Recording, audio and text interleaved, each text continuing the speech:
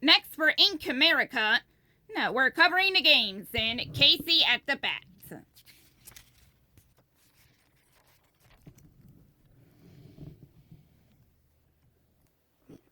The outlook wasn't brilliant for the Mudville 9 that day. The score stood 4-2, with but one more inning to play. And then when Cooney died at first and Barrows did the same, a sickly silence fell upon, the patrons of the game. A straggling few got up to go in deep despair. The rest clung to that hope, which springs eternal in the human breast. They thought if only Casey could but get a whack at that, we put up even money now with Casey at the bat.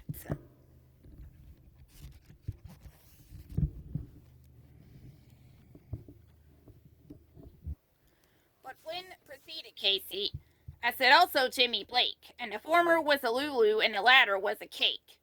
Stood upon that stricken multitude, grim melancholy sat, for there seemed but little chance of Casey's getting to the bat.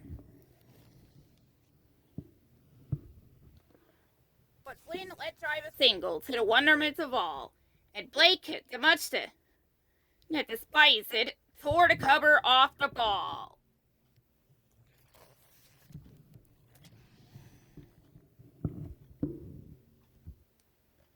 And when the dust had lifted and the men saw what had occurred, there was Jimmy safe at second and Flynn a hugging third.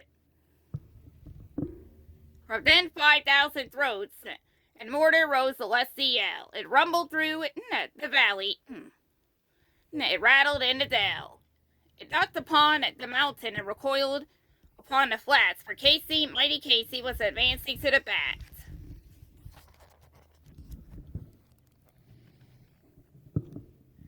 There was ease in Casey's manner as he stepped into his place. There was pride in Casey's bearing and a smile on Casey's face. And when responding to the cheers, he lightly doffed his hat. No stranger in the crowd without was Casey at the bat. 10,000 eyes were on him, and he rubbed his hands with dirt. 5,000 tongues applauded when he wiped them on his shirt. And then, while the riding pitcher, as he ground the ball into his hip, defiance gleamed in Casey's eye.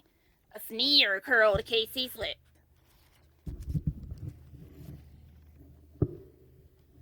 And now the letter-covered sphere came hurtling through the air, and Casey stood a-watching it in haughty grandeur there. Close by the sturdy batsman, the ball unheeded sped. That ain't my style, said Casey. Strike one, the umpire said. From the benches, busy black with people, there went up a muffled roar, like the beating of the storm waves on a stern and distant shore. Kill him! Kill the umpire! Shouted someone on the stand. And it's likely they'd have killed him, as he had not Casey raised his hand.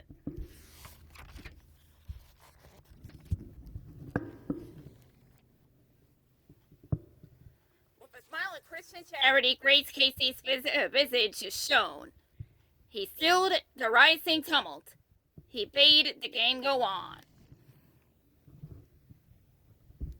He signaled to the pitcher, and once more, the spheroid flew, but Casey still ignored it, and the umpire said, strike two.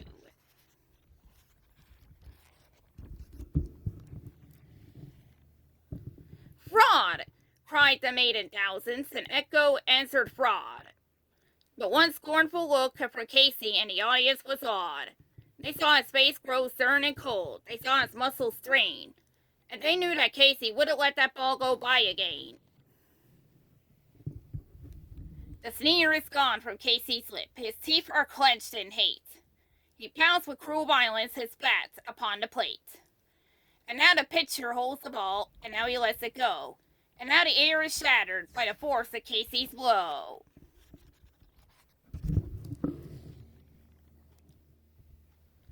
Oh, somewhere in his favorite land, the sun is shining bright. The band is playing somewhere, and somewhere hearts are light.